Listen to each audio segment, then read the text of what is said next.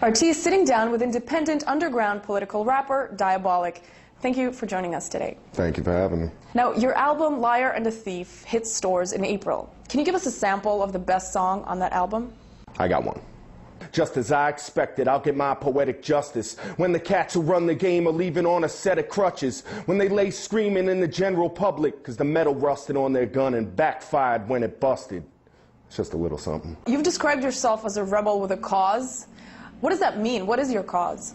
I'm fighting for the people, you know? I don't think the government really has our best interests in mind on street level, ever. So I'm basically fighting for the common man. The way the system's set up now, I mean, it's becoming a police state on every block. Can't walk through Penn Station without, you know, seeing armed Marines. You're basically bringing kids up to believe that this is how life is supposed to be. And it's not. It's not freedom. It's an illusion of freedom. It's an illusion of having a choice. You know, we're here to open up the eyes of the disillusioned, honestly. We're given this idea that our vote counts, you know. They don't tell us that our vote doesn't really have to be counted. The Electoral College is prone to vote the way the people vote, but they don't have to. So really, what's our vote? We elect a representative. I don't know any of these people. You got a two-party system, this bipartisan system that they have. I mean, it's set up to fail. So what do you think realistically needs to be done for real change to actually take place? Go back to the Declaration of Independence, you know? If the government is failing you, it's our duty to instill new government. Obama coming into office, in my mind, this is my opinion, people can choose to agree or disagree, but I believe that the change that was made, you know, because that was a big step in American culture, and the whole world saw it, and everybody got behind Obama.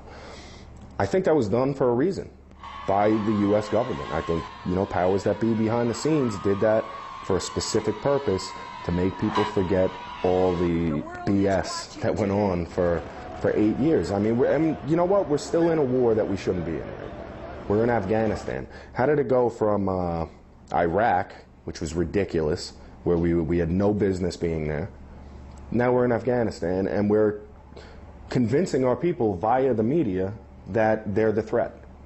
When were they ever a threat? What did they do? Or is it that we just want their oil? And we want a stronghold in the Middle East to get all the oil and take all the money and all the power, move in a one-world government and keep it moving. What does Obama signify for you? Is he a face of change for you? Is he more of the same or something different? It scares me how enamored people are by him. It scares me because people forget that he had to play the game too. He had to play the game coming up to get where he is, and for him to move that rapidly up the chain of command, he had to play that game real well, and he had to do a lot of favors, and probably owes a lot of favors for that. I don't trust him. He's a politician.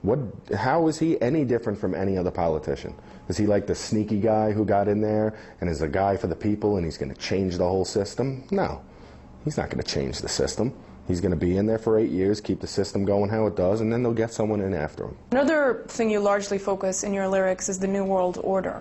Many people who talk about it are labeled conspiracy theorists and so on. So why is it important for you to keep bringing attention to it, and what is it for those who don't know? First of all, I think it's already here. I get a lot of people asking me, when's it going to happen? I think it came with a smile years ago.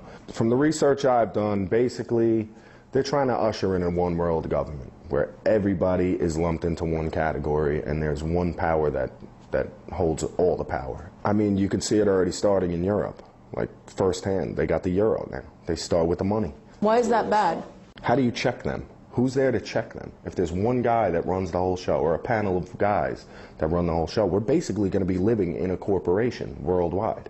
But many people are saying the U.S. is already a corporation, and that the government can't be checked either way, if it's one big global government or if it's the U.S. government.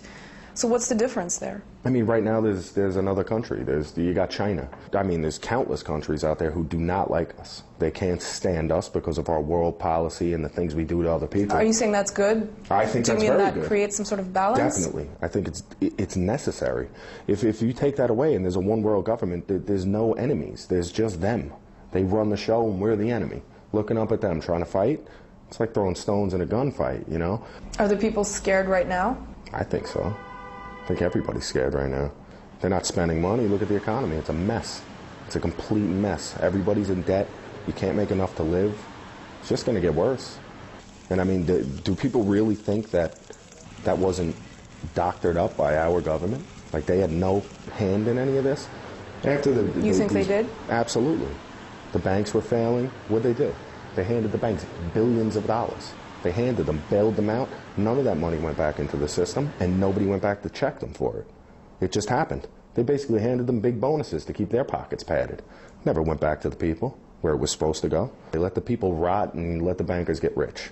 One last thing I want to ask you is one of your songs says, "I'd rather die fighting than live as a coward." Mm-hmm. Fighting for what? And are you calling for a revolution? What do you mean? I mean, I think we need to revolutionize the system, really. I think we need to change how politicians are elected. How come I have to take a civil service test to become a correction officer if that's what I chose? So basically I have to take a test and get a certain grade on it to go watch inmates in a prison. But there's no test to become the President of the United States. You know? I mean, George Bush is an idiot. Everybody knows that. He's a moron. He never had to take a test to get in office. He wrote his daddy's name right into office and totally screwed our country up for a good 8 years and probably another 20 after it before we'll fully recover from what he did financially to the entire country. Now you got Obama. Hopefully he'll lead us in the right direction. I doubt it, but hopefully. Did he have to take a test? How do we know this guy's even qualified? He's a very good speaker. I know he's very good as a public spokesman, but how do we know he's qualified to do this job? Thank you very much for your time with us. Good luck with your new album. Thank you.